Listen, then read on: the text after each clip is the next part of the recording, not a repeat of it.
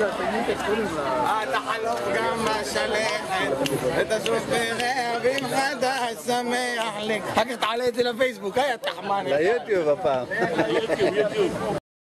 יש שתי קבוצות, 24 עולים לרכבת, 24 באים איתי, עם הגברת. אני ברכבת.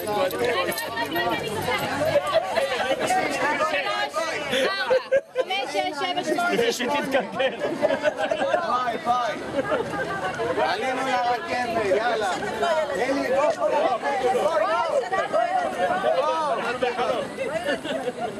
אלי, בוא. ילדים. מי שמתבייש להיות ילד יש לו בעיה. הקטן שבנו. מי שמתבייש להיות חסך ילדות. שהולך לעבוד בבית אבות, לא ב...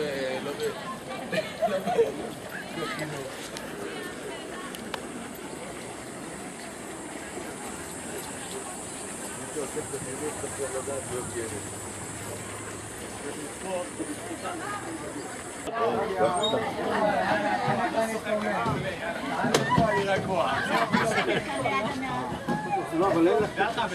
אתה רוצה מקום ליד הנהג שחר? הנה, פתחתי. יש שם... תן לכם מקום. תעלי. רוטלה. רגע, לערוסה ולקטרוסה. יש מקום לעוד... איך הוא יושב? אוי, זה חם. מה, כל אחד 3? אנחנו כולה עלינו קונשה. כאילו, אותה 3 וקקה אחד.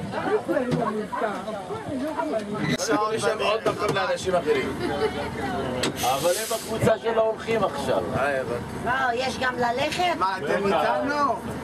רק דוברי אנגלית לעלות. כמה הפסדתם? הסברים באנגלית, רק דוברי אנגלית לעלות. אוהב, לא אוהב בפרחים. שלום.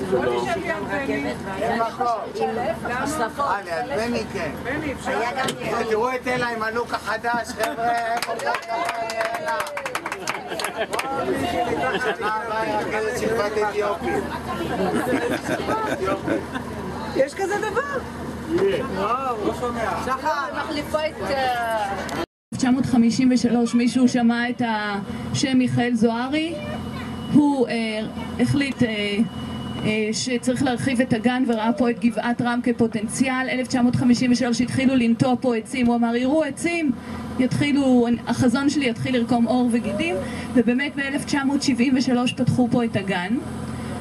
והיום המטרות של הגן הם מעבר למחקר ושל האוניברסיטה, זה גם להנאה ורווחת התושבים, זה לשמר מינים שנכחדים, ותכף אנחנו ניסע ונתחיל לראות.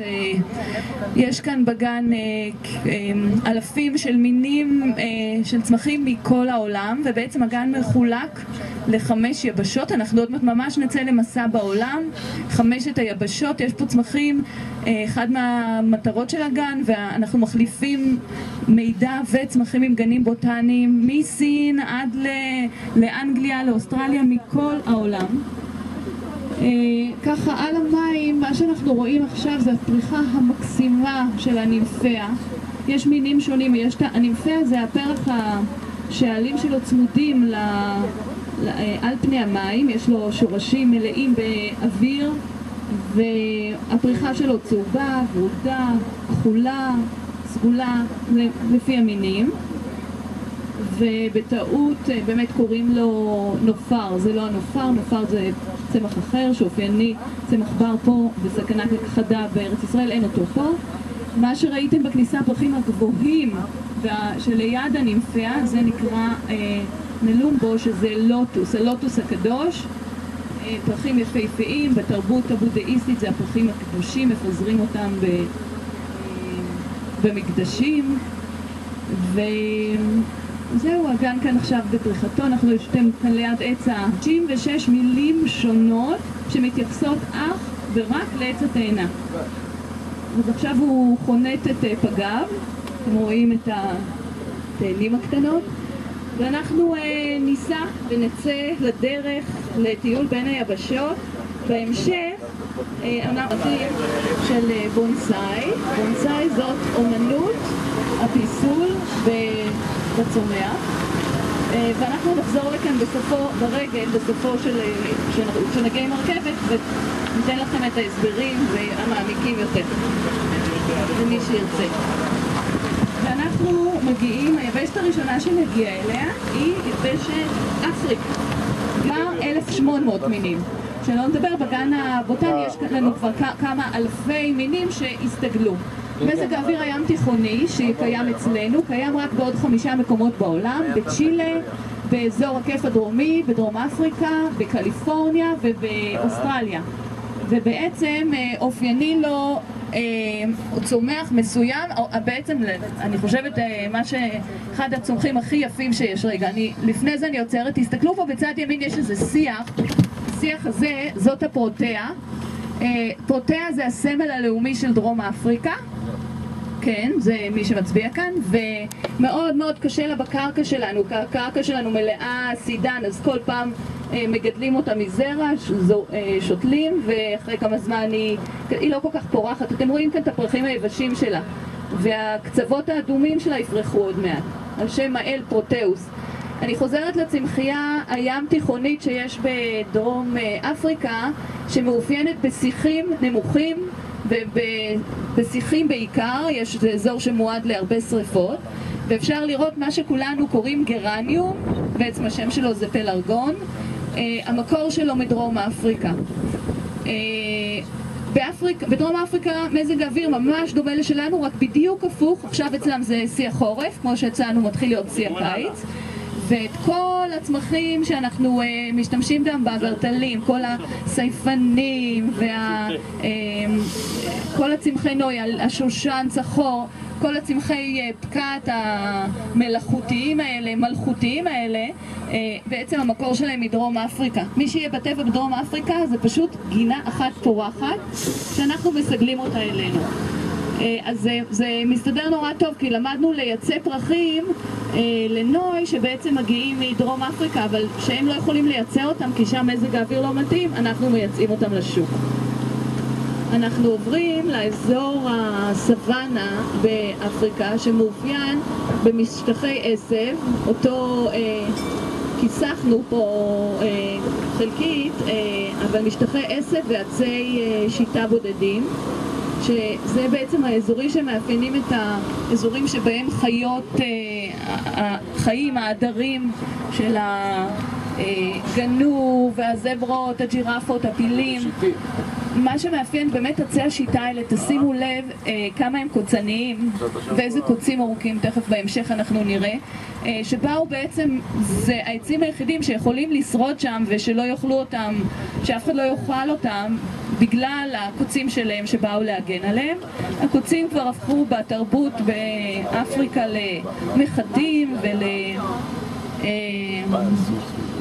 משתמשים בהם. הנה, זאת השיטה הקוצנית, תשימו לב, יש לה קוצים באורך של 10 סנטימטר. עץ השיטה מוזכר גם במקורות, אני פחות חזקה במקום הזה יחסית אליכם, אתן במדבר, נטע ארז, שיטה והדס ועץ שמן. ומה בנו מהשיטה? את המשכן, נכון.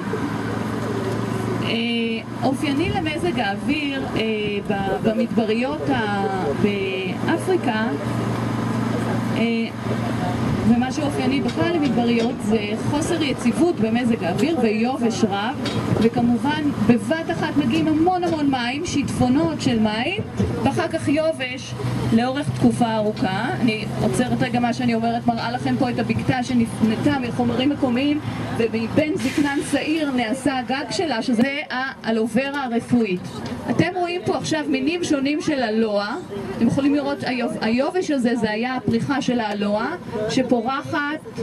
אפשר לראות פה חלק מהמינים פורחים. אלוי, יש פה אלוי שונה, תשימו לב שכל הצמחים האלה, שוב, שנקראים סוקולנטים, כל אחד יש לו עלה שונה, אחד עבה ושמן, אחד מסולסל, אחד דק מוכר, אחד קוצני, אחד פחות.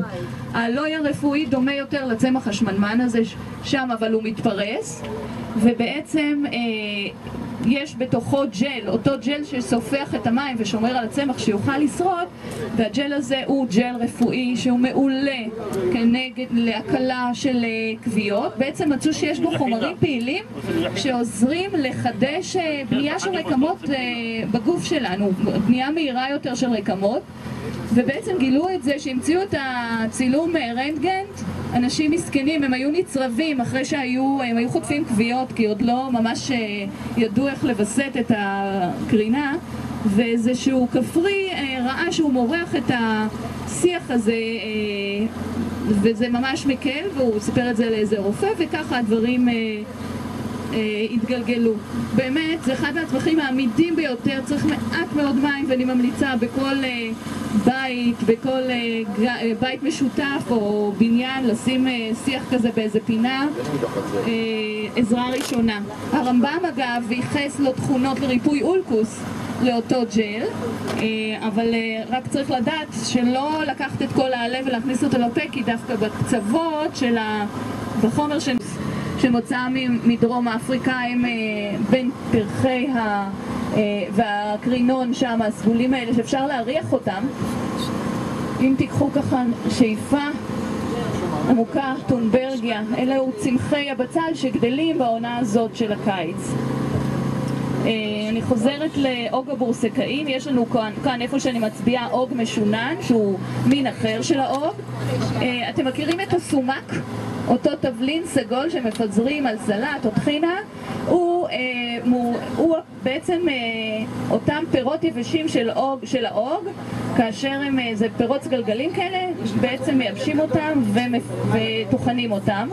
אוג הפורסקאים גם, שמקורו באפריקה, מהפרי שלו גם יש איזשהו חומר פעיל שעזר לאבד אורות ולרכך אורות, לכן הוא נקרא אוג הבורסקאים. כאמור, בורסקאי זה מאבד אורות, זה יודע בעיקר מי שעושה תשבצים, נכון? ואנחנו נפרדים מחלקת אפריקה, אבל לפני כן נסתכלו לצד שמאל, ויש כאן מערות קבורה מימי בית שני שנתגלו כאשר הרחיבו את הגן, וגם נתרם לכאן איזשהו ארון קבורה, ארון סרקופג עתיק. ואנחנו עוברים בצד ימין, אנחנו בעצם עוברים יבשת לאירופה, ושימו לב כמה הנוף באירופה שונה מאפריקה. העצים כבר הרבה יותר גבוהים וכרגע מאוד מאוד ירוקים. באירופה מאפיין אותה מזג האוויר הקיצוני של שלגים, והעצים חייבים והצמחים חייבים להסתגל מה שקורה פה. אם הייתם מגיעים לפה רק רגע, נעצור בצל אולי, כן? אם הייתם מגיעים לפה בספטמבר, הגינה הזו הייתה נראית אחרת לגמרי, וגם בינואר אחרת לגמרי. בספטמבר כולה צהובה, ובינואר ההבדל בינה לבין אפריקה הרבה יותר בולט, כי כל העצים עומדים בשלכת וכל הדשא ירוק, ועם האגם אתם ממש אפשר להרגיש שאנחנו באירופה. עכשיו העלים מסתירים לנו את האגם, אז אנחנו פחות מרגישים אירופה. מה שקורה במשך הזמן, ככה ממש על רגל אחת, הרי הימים, ככל שמצפינים, הימים... תודה. ארז הלבנון, אם מהשיטה בנו את המשכן, אז מעצי הלבנון בנו את בית המקדש. עצים מאוד מאוד חזקים ועמידים, יש להם ריח ייחודי שגם דוחה חרקים. הם מכינים מהם הרבה פעמים כל מיני דברים ששמים בארונות בגדים כדי לדחות חרקים. אתם רואים את עץ התמר, ככה אני רוצה לספר לכם, הרי עץ התמר יש עץ זכרי ועץ נקבי, וכדי שיהיו פירות צריכים להגיע אבקנים מעץ הזכרי, ועץ התמר היה בארץ, אנחנו דיברנו על זה שלכל צמח יש תכונות רפואיות שלא תמיד אנחנו יודעים, ואיזושהי חוקרת בהדסה ידעה שהיה פה בארץ ישראל עץ תמר יהודאי, תמר יהודה, אבל העץ הזה כבר לא קיים כי בזמנו הצלבנים השמידו ועשו פה את כל של האוכל. אז העץ הזה, לבונסאי, בואו תעלו על השביל פה, בבקשה, נלך. אז לעץ הבונסאי אין שורשי תמיכה, כי יש לו אדמה שמאוד מאוד תומכת פה, אבל יש לו שורשי הזנה. עכשיו תראו, אתם רואים את העץ הזה, האלון האנגלי הזה?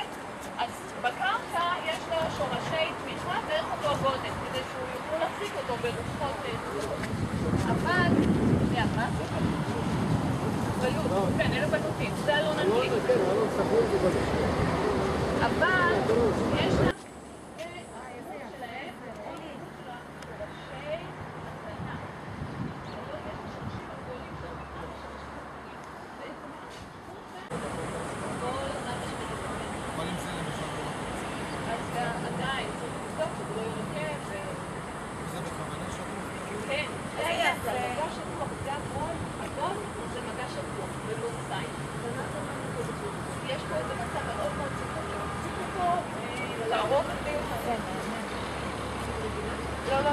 לא תאמה רגילה. זה אומנות שלמה עם ספרים והדרכה.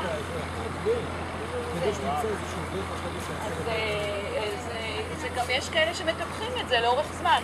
תסתכלו, למשל, תראו פה, אנחנו באמת צריכים לציין, אבל תסתכלו על האורן הירושלמי הזה, אז הוא יפהפה, אבל אני אגלה לכם סוד. רגע, בוא תרד רגע, אני רוצה לגלות לכם סוד. זה היה האורן, אבל הוא מת. אז בא האיש הזה, הוא הביא יחור פה למטה, מי שיבוא מהצד הזה יראה, שיש פה ענף צעיר שמלובע וגדל על הישן, אבל עדיין זה נראה פה, וגם יעבירו את זה לכלי אחר. כן, הנה, רואים גם את הענף הזה. כן, רואים שזה ענף צעיר פה למטה. ובואו תראו, הנה הליסטריה זה בשנה הבאה, בצימוח, בשנה הבאה היא תפרח.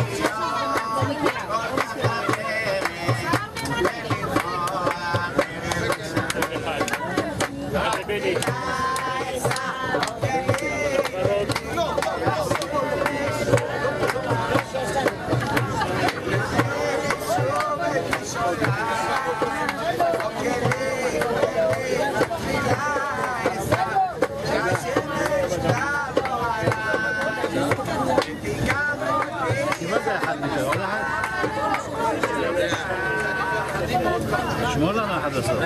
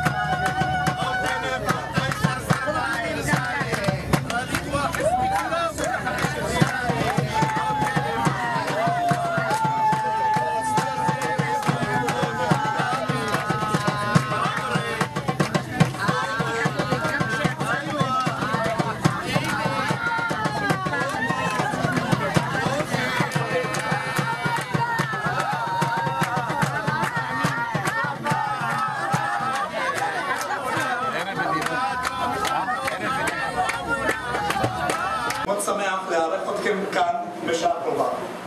כמה מכם הייתם פה אי פעם? מעולה. אז מה שאני מבקש, לא, אין לי כוונות זדון כשאני ביקשתי את זה, הסיבה מאוד פשוטה. בהמשך ישנו אתר שהוא כבר לא קיים יותר, הדגם שזז במקומו, משום שאלה שלנו חפירה חדשה, ואנחנו, כן דעתכם חשובה, אני הולך להציג בפניכם את הדבר הזה, שהוא אמור לתת מענה לאותו דגם. כלומר, בסוף ההדרכה אני אשמח לשמוע מכם בשוב, האם זה טוב או זה ככה. יש? מעולה. אז נגיד שהייתם באים לירושלים לפני 5,000 שנה. תגידו, אני נראה לכם כמו הר? אתה הולך בשואלים, נכון? ולפני התשוב, לפני המינטוס. אז אם לפני 5,000 שנה, מזרח, מערב, דרום, צפון. אני יהודי, לכן אני מדבר עם הידיים. למה לא?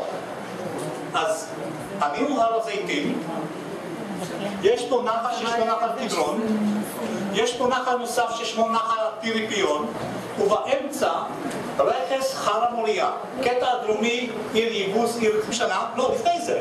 אברהם אבינו הביא את בנו את יצחק לעקדה, נכון? כאן לפני 3,000 שנה, החכם מכל אדם שזה לא אני, ברור לכם. אלא מי? שלמה המלך, יפה, בנה את בית המקדש הראשון שנחרב על ידי הבבלים. ואז by the rivers of Babylon. אני הגעתי בכותל, לא? אז לפני בוניהם, בספר תהילים כתוב על נהרות בבל, שם ישב. גברתי, מי שאחראית על הקבוצה, אני חושב שכדאי שתחזרו לקופה, הקבוצה הזאת יודעת הכל, לא צריכים מדריך. אכן, על נהרות בבל, שם ישבנו, גם בכינו וזוכרנו את ציון. ואכן, ציון זה ירושלים, ועם ישראל חוזר לפה ורואה עוד פעם את הבית. אבל האם, אם אני מסתכל על הדגם הזה, יש מצב לבנות פה בית שעליו נאמר בגמרא, מי שלא ראה מקדשו של הורדוס, כן, המלך הורדוס, עם האישות המעניינת, לא ראה בניין נעים מימיו. יש מצב או אין מצב? אין מצב. לכן מה עשו?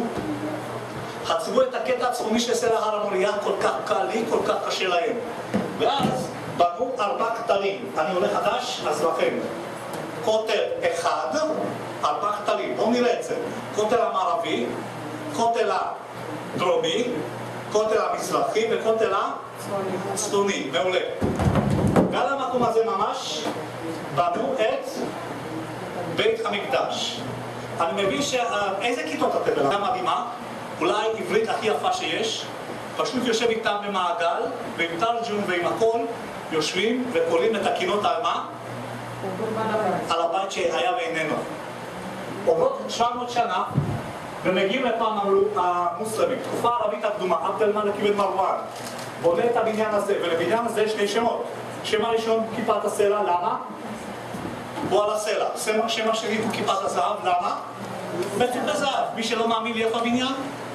שמה, כן? עוברות עוד 700 שנה, ואז מגיעים לפה הממלוכים. כשיש לי קבוצה עם ילדים, אני מבקש מהילדים שהם לא אוהבים שיעורי בית, נכון? תגידו לי מה, תגידו אחרי ממלוכים. אז בדרך כלל הם אומרים את זה, ואז אני אומר, רגע, ריבונו של עולם, כשאני שמעתי פעם ראשונה את השם הזה, אמרתי מה? ממלוכים זה שבט מוסלמי לוחם, שבאו ממצרים, ובהיותם מוסלמים אדוקים, והאזור הזה, במסגד אל-אקצא, שנבנה פה, כלומר, כאן, היה מאוד חשוב להם, אבל מה יש לנו פה? יש לנו את הכותל ויש לנו את הנחל, את העמק, נכון? לכן מה הם עשו? שימו לב. בנו מערכת של קשתות כמו הקשת הזאת שמעלינו, ועל הקשתות האלה בנו את רוב המוסלמי של עיר העתיקה. כלומר, בשעה קרובה, או כמה שתיתנו לי, אנחנו נתאר מדרום צפונה, או אם תרצו, מדרום צפונה, ואורך הכותל המערבי, מתחת לבתים של רוב המוסלמים. האם עד כאן הכל בסדר? מעולה. תראו, עכשיו, עד כאן לגבי הדגם הזה. עכשיו, ברשותכם, אני אשמח טיפה תעברו לכיוון השני, משום שאם לא תראו את המסך של התצוגה. שימו לב, זו ירושלים לפני 2000 שנה, הר הזיתים הוא פה מאחורה, כלומר, מזרח, מערב, דרום, צפון. וזה הכותל המערבי, 488 מטרים אורך, שנכון לעכשיו אפשר לראות את הכותל בשלושה מקומות. המקום הראשון שהוא פה, נקרא מרכז דוידסון, המקום השני הוא כאן, רחבת הכותל המערבי, 52 מטרים, אם תרצו, שמינית מהכותל כולו, ומקום השלישי הוא פה. יש פה ירושלים או ירושלים לשעבר, יש מושג שנקרא הכותל הקטן, כאן. בכל שאר המקומות, הכותל המערבי מבוצע בבנייה יותר מאוחרת. זה אומר מה? שיש אנשים שגרים מעלינו ברוב המוסלמי, והקיר המזרחי של ביתם הוא הכותל המערבי, אכן. עכשיו אני עושה זומין לראות את רחבת הכותל, 52 מטרים מהכותל כולו, מתקדמם עוד קצת, שנת 70 לספירה, בית המקדש נחרב, ובשני מקומות בירושלים אפשר לראות אבנים נפולות. כלומר, חיילים הרומים, מה הם עשו? הפילו את אבני הכותל, כן? המקום הראשון שהוא כאן, במרכז דוידסון, המקום שלי הוא כאן, וזה בערך התחנה השלישית או הרביעית בסיור שלנו עכשיו, כאן, הנקודה הזאת. עוברות השנים, ועכשיו, תדען, כיפת הסלע ומסגד אל-אקצא. אתם יודעים מה? בואו נסגור את הדבר הזה.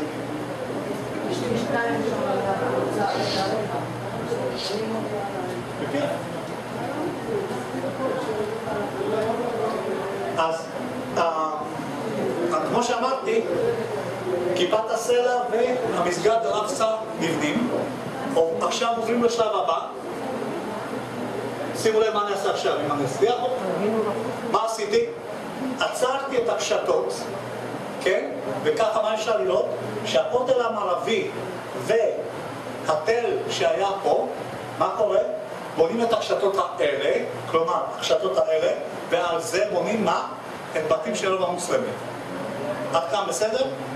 מעולה. עכשיו, הנה, חזרנו לבונות המים ואל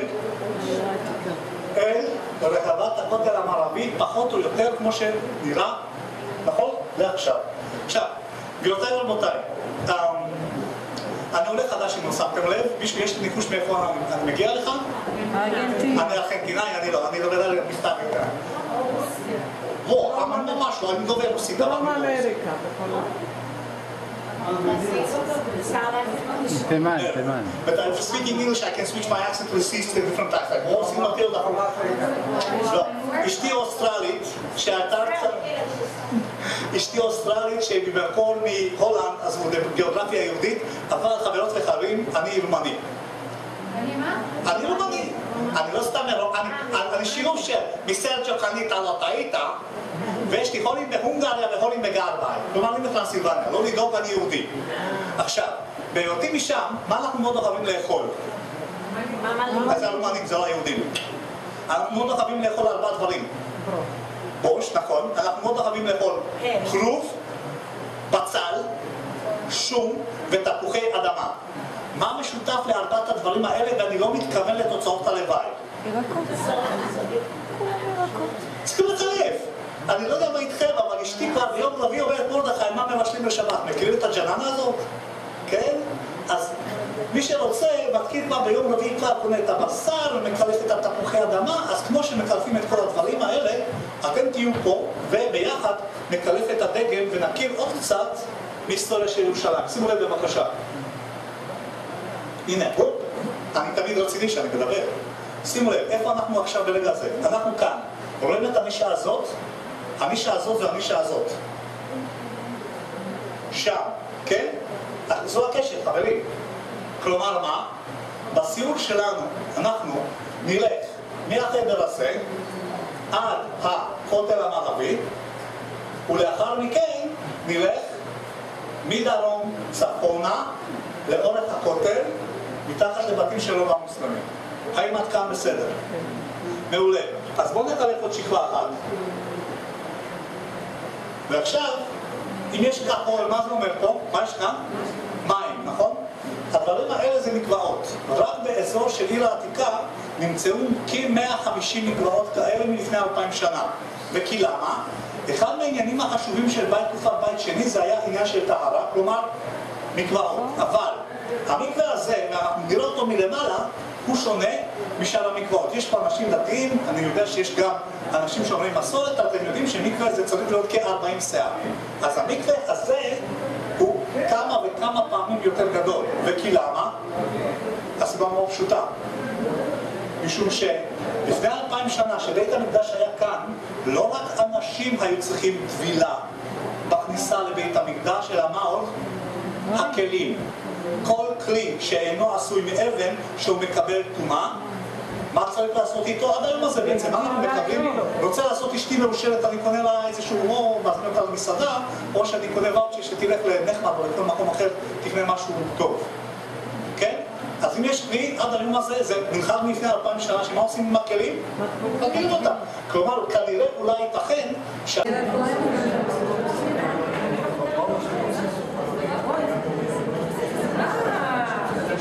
זה הפינת רשות של הכהנים. שני מקומות אחרונים פנויים. טוב, ויותר רבותיי, כל מי שהיה, תסתכלו על החלום חוקית בצד שמאל שלי. ברור בבקשה, בצד שמאל שלי יש חלום מזרוחית, תעמידו בו, לאחר מכן תראו אליי.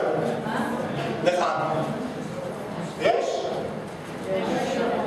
יש לי רגע, יש אפילו דקה. זה השולחן של הבר מצוות, לא בננה. בר מצוות. לא, אמרו לנו של הכהנים, אתה לא יודעים מה זה. אמרו לנו של הכהנים. זה השולחן של הכהנים. טוב, אבל מתחיל חלום וחברים, כי אנחנו אני כהנת. שימו לב. אני אתייחס גם למה ששם מוסתר, זה אוכל שלטים לפני 2000 שנה, וזהו המקווה. כשאמרתי שזה יותר מ-40 שעה, אתם מבינים למה אני מתכוון. אבל, כן, זה המקווה שמה, זה אחד מתוך 3 מקוואות ענקיים שפה ממש מתחתינו. עכשיו, אתם יודעים שיש דבר כזה שיווק, נכון? במדינת ישראל, מה אנחנו משדרים? משדרים את האוטו, את הטלפון, משדרים משכורת אבל...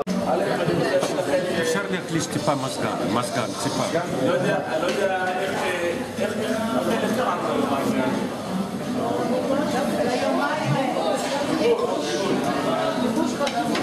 אני חושב שזה חוץ מזה שהיה כיבוש, זה גם היה השתלבות הוראה וחיוב. אפשר לקבל את זה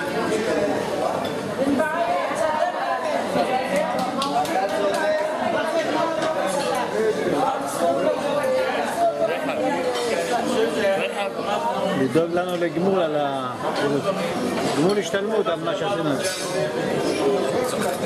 אני גמרתי עוד 10 גמולים. היה סיכרון,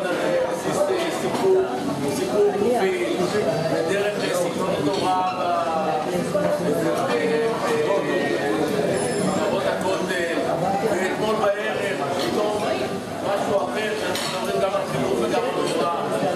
זה דבר נפלא, לעשות דברים כאלה, גם אנחנו עושים גם אנחנו עושים כיף, וגם אנחנו לומדים תוך כדי. יכול להיות שזה בכלל המפתח למען, בשביל לעשות בכיתות.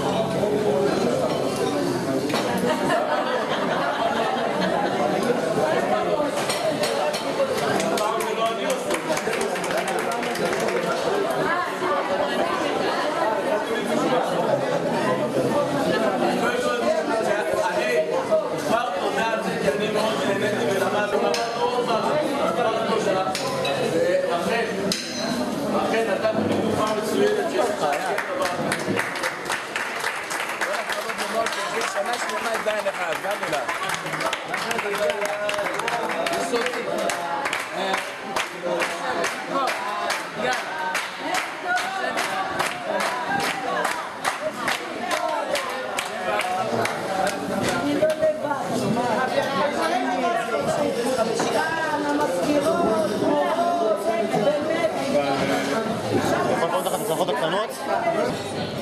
מה נאמר מיד אחר זה? ונתן לך השם רחמים ורחמים. מה זה בא לומר? יש סכנה כאשר אתה הופך דבר חד פעמי, אתה הופך אותו לשיטה. יש סכנה שכאשר אתה משתמש בקנאות שהיא אמיתית, ואחר כך אתה הופך אותה לשיטה. לכן הקדוש ברוך הוא אומר לפנחס, לא זאתי השיטה שלך. מה שעשית זה דבר חד פעמי, ואני נותן לך ברכה, הנה אני נותן לו את בריתי, שלום, תהפוך את אותה מידה לשמה. אותו הדבר בעצם מתחת. כאשר אתה משתמש באותו עונש כל כך אכזרי, כל כך קשה, אל תהפוך אותו כשיטה. ולכן אומר הקדוש, נתן לך השם רחמים וריחמת, אל תשתמש בזה. ולכן חז"ל אמרו